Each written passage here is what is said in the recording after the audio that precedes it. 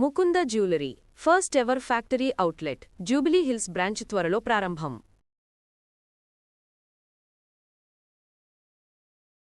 ఓం శ్రీ గురుభ్యో నమః. శ్రీ మహాగణాధిపతయ నమః. శ్రీమాత్రే నమః. కర్కటే పూర్వఫల్గుణ్యాం తులసీకాననోద్భవాం పాండ్యే విశ్వంభరాం గోదాం వందే శ్రీరంగనాయకీం. నీళాతుంగస్తనగిరితటీ సుప్తముద్బోధ్య కృష్ణం పారార్జ్యం స్వం శృతిశతశిరఃసిద్ధమధ్యాపయంతి స్వోచ్ఛిష్టాయాం స్రజినిగళితం యా బలాత్కృత్య భుంక్తే గోదా తస్యై నమైదమిదం భూయ ఏవాస్తు భూయః. శ్రీ భూనీలా సమేత గోదారంగనాథస్వామినే నమః.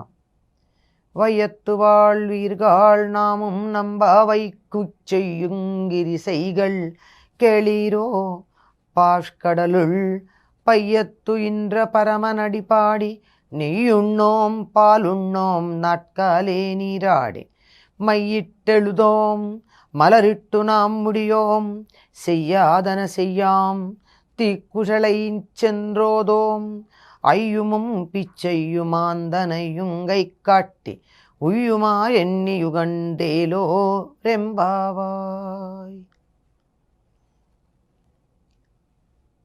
రెండవ నాటి ఉదయం.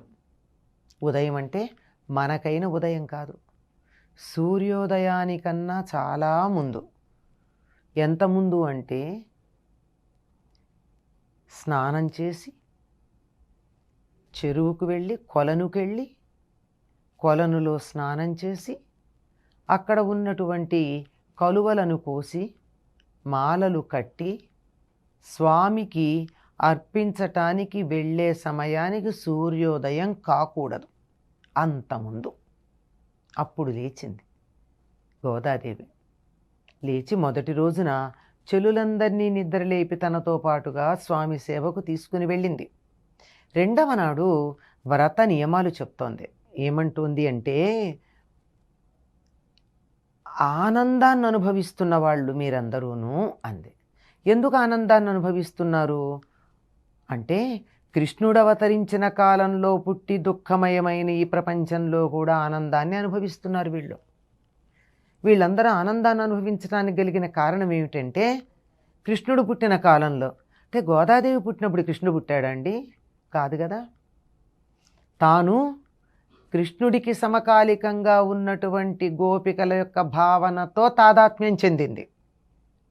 తాను గొల్లపల్లెలో ఉంది, కృష్ణుడికి సమకాలికులైనటువంటి వాళ్ళతో కలిసి ఉంది, తన భావన అక్కడ ఉంది. కనుక తనతో ఉన్న చెలులందరూ ఆ నందగోకులంలో ఉన్నటువంటి వారుగానే భావన చేసింది. గనక మీరందరూ అదృష్టవంతుల ఆనందాన్ని అనుభవిస్తున్నారు, అటు మీ అందరూ కూడా రండి. మనం చెయ్యబోయేటటువంటి ఈ వ్రతం యొక్క నియమాలు చెప్తున్నాను. ఇది లోకంలో అందరికీ చెప్తోంది ఈ వ్రత నియమాలు. ఇందులో కొన్ని అందరూ ఏ వ్రతం చేసినా ఆచరించవలసినవి, కొన్ని ప్రత్యేకంగా వీళ్ళు మాత్రమే ఆచరిద్దామని అనుకున్నవి. అందులో ఏమిటి అంటే, ఆ వ్రత నియమాలు చేసే పనులు చెప్తోంది. ఒకటేమిటి, పాలసముద్రంలో ధ్వని కాకుండా మెల్లగా పడుకున్నటువంటి ఆ పరమపురుషుని పాదాలకి మంగళం పాడతాం. పాల్కడలు, పాలసముద్రం.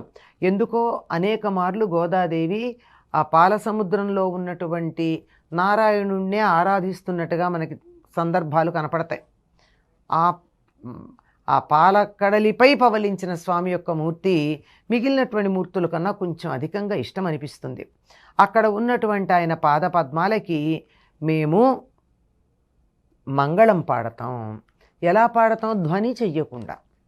ఎందుకంటే నిద్రపోతున్నటువంటి వాళ్ళ దగ్గర మంచి సంగీతం పెట్టినా మెత్తగా ఉండాలి, కానీ కొద్దిగా అందులో గట్టిగా అరుపుల్లాంటివి ఉన్నా మెలకు వచ్చేస్తుంది కదా. మేము మంగళం పాడేది కూడా ధ్వని చెయ్యకుండా, ఇబ్బంది కలగకుండా పాడతాం. ఆయన పరమపురుషుని పాదాలకి మంగళం పాడతాం. ఆయనేమో అసలు ధ్వని లేకుండా పడుకున్నాడు, కాలు ఇటు అటు కదపట్లేదు, శబ్దం కూడా రానియటం లేదు. ఈ వ్రత సమయంలో మేము చేసేది ఏమిటంటే, నెయ్యున్నోం పాలున్నోం, నెయ్యి తినం పాలు తాగం. ఏమిటిది?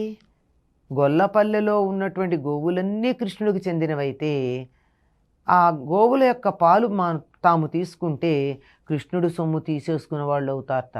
అందుకని నెయ్యి తినరట, పాలు తాగరట.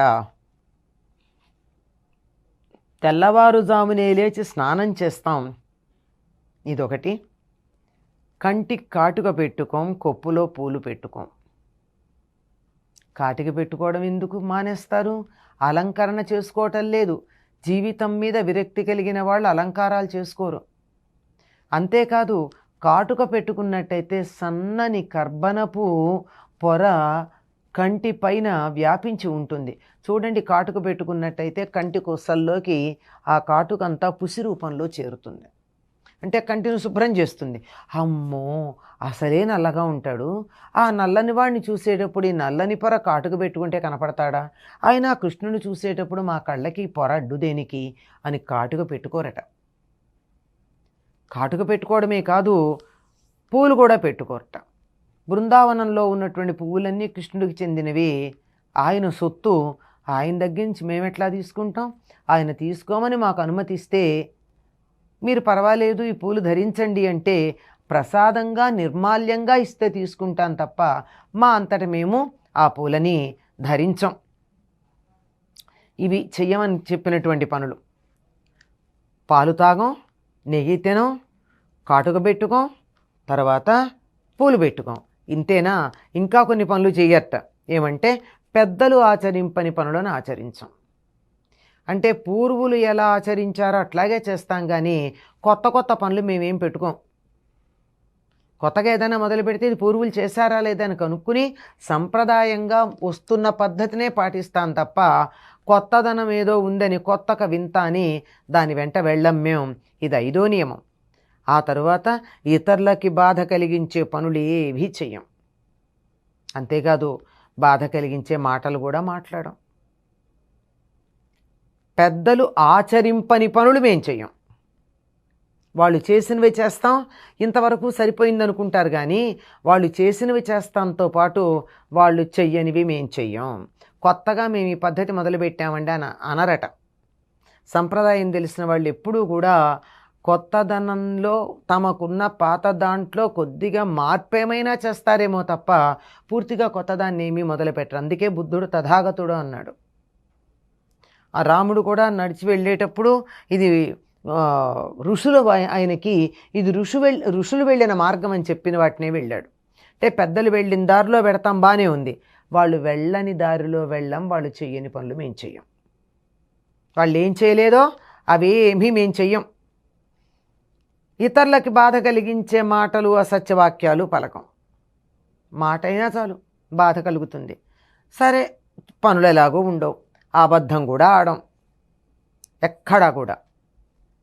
ఈ 8 మేము చెయ్యము అని చెప్పారు నియమంగా. చేస్తామని చెప్పినవి ఉన్నాయి. తెల్లవారుజామునే స్నానం చేస్తామని చెప్పారు.